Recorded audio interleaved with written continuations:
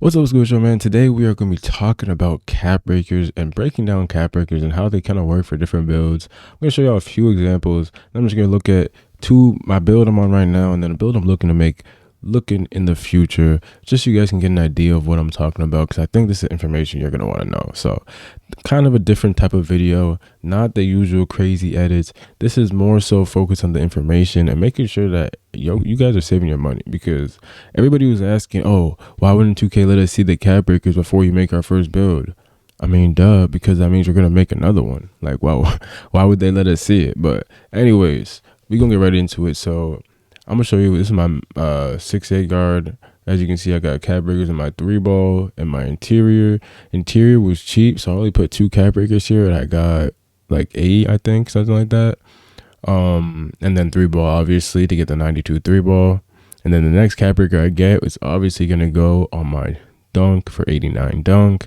And then after that, we can just keep adding to the defense, I guess, but that's not the point. What we're here to talk about is cap breakers and how they work on 2K25. So I'm gonna show you this build again. So as you can see, obviously we knew coming into this game that different attributes were kind of weighed differently. For example, free throw, 64 free throw, you get this, you can get all the way up to almost like an 85 free throw off 5 cap breakers, right? Post control can get almost all the way up to a 70. Right, standing dunk, same thing. But then you go to the driving dunk, and I'm only getting 1 per each. Right, go to the layup, I'm getting 2. Perimeter, getting 1. So we realized that everything was kind of weighed differently, right? But we didn't really. Lots of the people were assuming the best way to optimize your build would be still similar to last year, where you would make your build, add your main cap breakers on your high attributes, like your 92 3-ball, your 92 perimeter, right?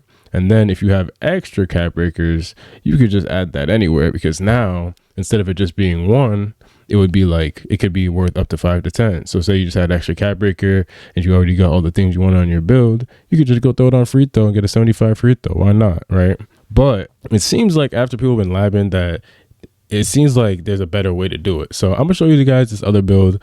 I'm gonna go to swap build real quick. So as you guys can see, I got a lot of quote unquote builds, just my day 1 build, my 6'8". This is a big man I was looking at for after the 7'4s, my 7'4", and then this is a build we're gonna get on right now. This is another 6'8" build I was looking at making, right? But we're just gonna take a look at its cap breakers, okay? So if you take a look at its cap breakers, same kind of thing. The high attributes 92, 93, you're getting 1. And the main reason people were saying it would make a lot of sense to put your main attributes at the cap breakers on your 93 midi or your 92 3-ball is because in the builder, generally those are the attributes, like the high 90 attributes, tend to be the ones that weigh the most. So it made more sense to add it there, right? But it seems like now with the way this builder works, you're actually really able to take advantage of it and make some really glitchy things. So we're going to go down to the playmaking. So as you can see on this build, I have a 85 pass sack, 66 ball handle. 66 with a 71 speed with ball, right? So if we do the math right here, we got 10, 14, 17, 20. 20 plus 66 is 86. So with 5 cap breakers, you're getting 86 ball handle, right? And with 2 cap breakers, 9 plus 71, 80 speed with ball. So you're getting your 86, 80, the same thing I have on my other 6'8", right here in 7 cap breakers, right? And then you'll still have a 92 3-ball already, a high 94 perimeter. Like you see, doing it, putting your cap breakers or testing where your cap breakers weigh the most in your build can make a build that you are going to make a lot more optimized and just a lot more like kind of scary. Because like this build, right, I max out my playmaking, I get all that playmaking. Then I just literally, and I can still get contacts with 5 cap breakers. 2 is 4, 5, 6, 7, 87.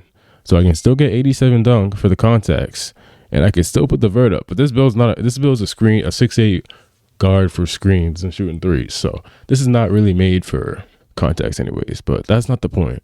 The point is, while we did think the best way to use your cap breakers would be adding on to things like perimeter that are at 94 or your 3-point at 92, it seems like ball handle and speed with ball is probably the best location, honestly. Unless you're not a player that's gonna have ball handle and speed with ball in your build.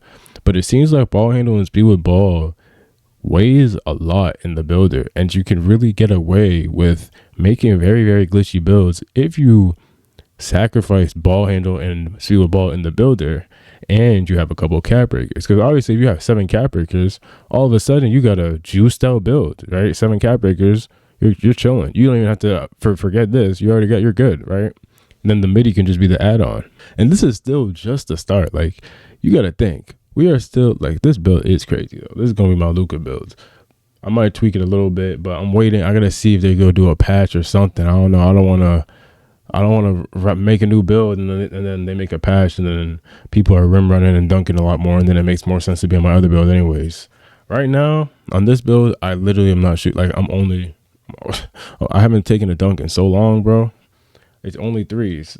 It's only threes in this game right now. So that's like the main reason why I'm like, oh, maybe I should like look at like the 6'8" screens guy, because I definitely like how the 6'8" plays this year. I definitely like how the 6'8" plays. Wow, I just shot that off my Elgato.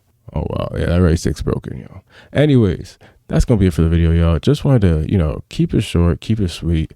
Try to I hope y'all understand. I hope you guys can kind of see what I'm trying to say, right?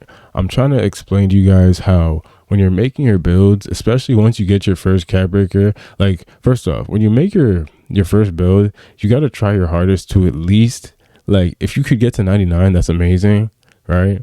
But at least, at minimum, you have to get to 95, right? Because if you get to 95, when you do your next build, then your next build, you're going to get all gold badges off rip. And a lot of these builds, unless you're making like a pure, like, lockdown, a pure shooter, pure, playmaker, a lot of these builds don't really get like legend badges outside of, kind of outside of like the max plus ones and stuff like that. So you can kind of get away with doing like a build like that, because your badges, a majority of the badges you would have on a new rebirth would probably be gold badges.